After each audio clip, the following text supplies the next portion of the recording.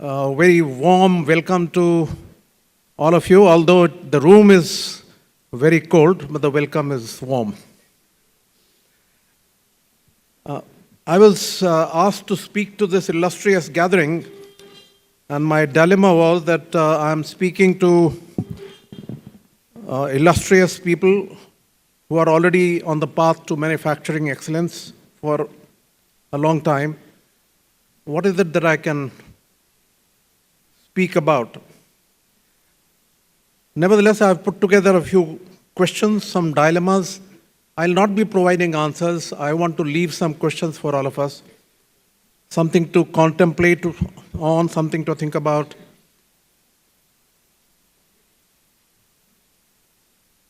We are talking about manufacturing excellence. So many years back, I wanted to try and see whether there's a definition to this term called manufacturing excellence.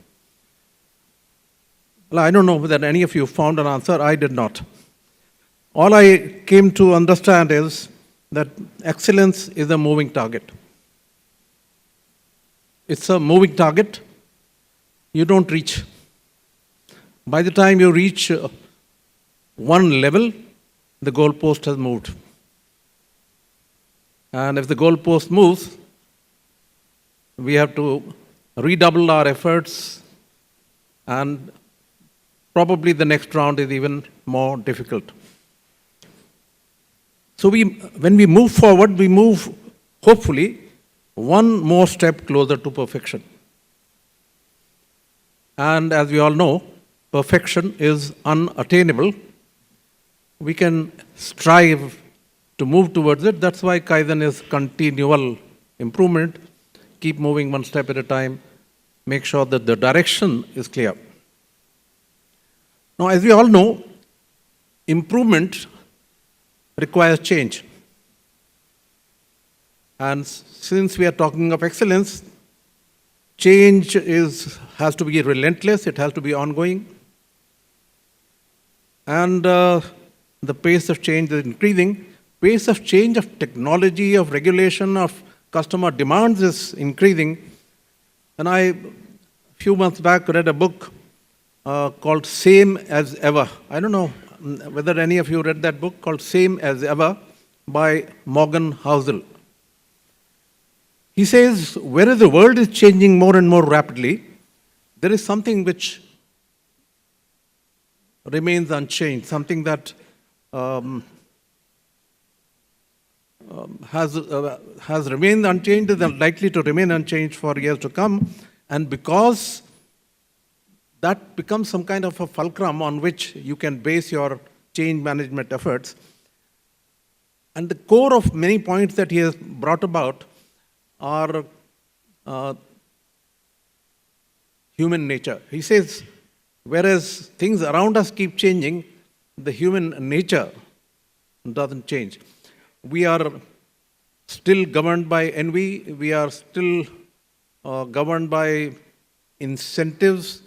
We still behave irrationally, and our emotions often overtake our logic.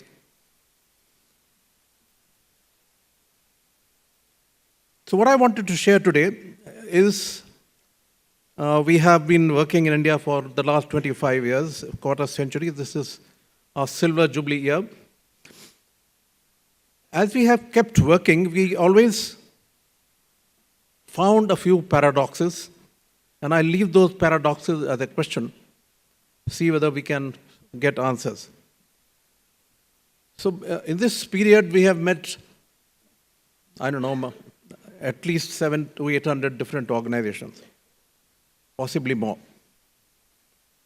Now, our experience, paradoxically, is that most of the time we are called upon to help improve those organizations which are already better. And those who are, there's not even one word of excellence, not even E will qualify for those kind of organizations. They think they are good. They don't need any improvement. They don't need any change. That's a paradox. Excellent organizations keep looking for more opportunities, They want to move faster. They want to get assessed. They want to motivate their people. Organizations that are in the pits, they think they don't need to improve. We make money, we are okay. That's paradox number one. Why do we have this paradox? Unless we are able to address it, I don't know whether we will ever become an excellent country as far as manufacturing is concerned. That was paradox number one. I always grapple with yet another paradox. You know, all organizations have a hierarchy of costs. If you do an analysis of which are the biggest costs, in manufacturing organization, invariably, material is the highest cost. Number 2, 3, and 4 vary in some organizations. But there is one particular cost that always intrigues me. This cost is the cost of money, interest, that the organization pays off to the banks. And you'll be surprised, many times, the money that is taken away by the banks is higher than the entire payroll of the organization, and sometimes higher than what the owners, the shareholders, earn from the organization.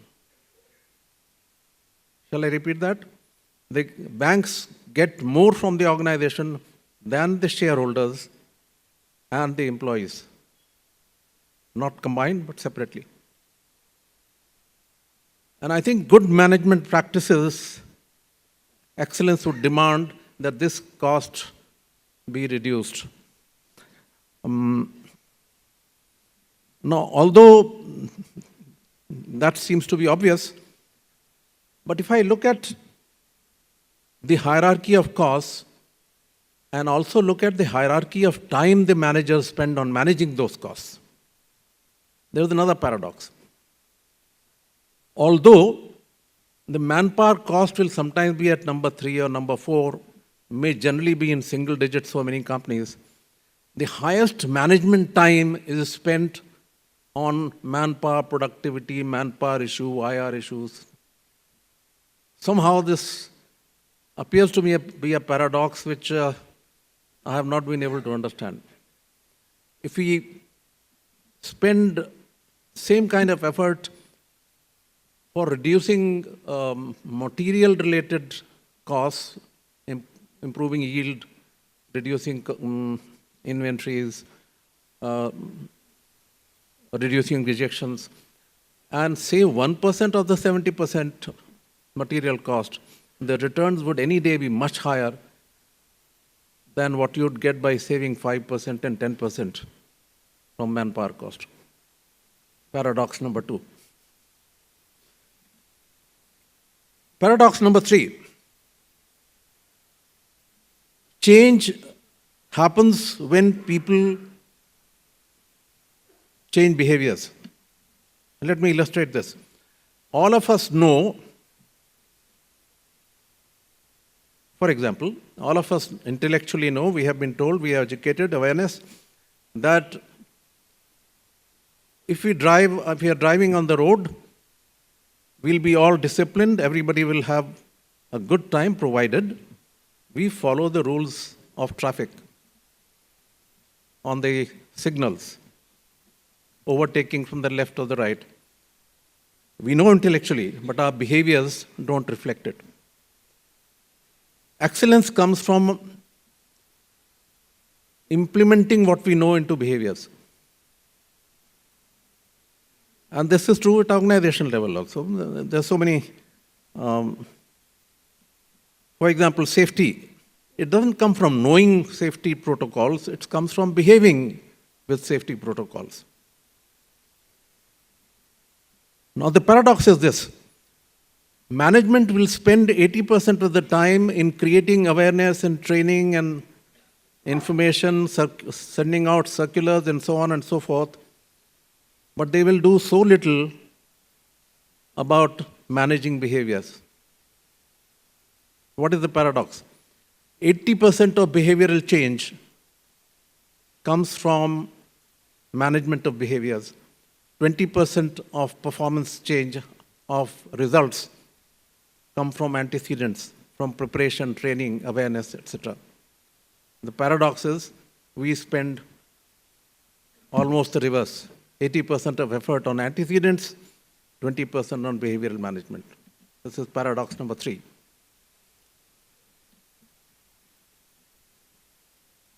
Paradox number 4. There are only 5 that I'll talk about today. Organizations are composed of teams. If I go to stores, there's a team in the stores. If I go to a production line, there's a team that is responsible for a process. So eventually, you can, even if you divide organization into process-based teams, all the outcomes come from team performance. And it's a common statement that we make that we have to improve teamwork in order to become excellent. Now, if I study all the performance management systems that the organizations use, 90% of the performance management systems are individual-based performance management systems, and very few are team-based performance management systems.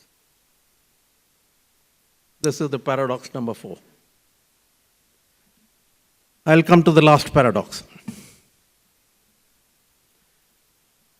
You go to many organizations, and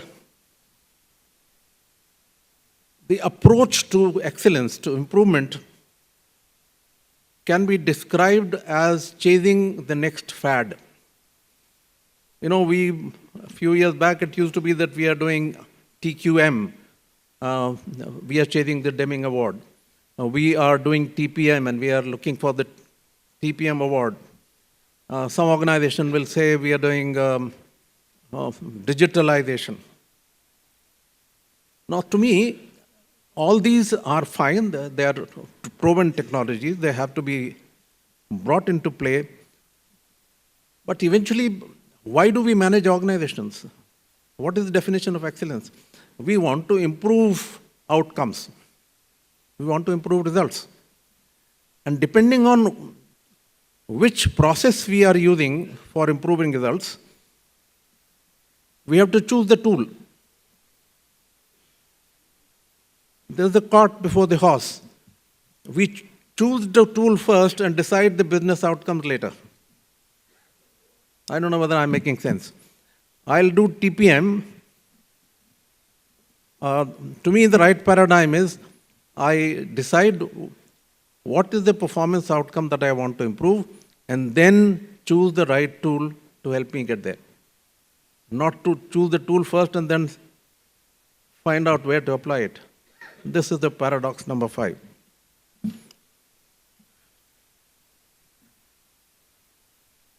Of course, the current fad today is AI. Everybody wants to do AI, and I always have this question.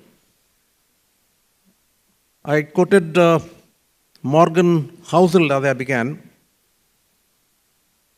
He says human nature has not been changing. My question is the focus on artificial intelligence is right when we still have so much of natural stupidity living within us? Let's try and see whether we can get some good questions. Thank you very much.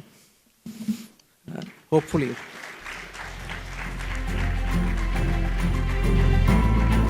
I can discuss with you later and see whether we can get some good answers. Thank you.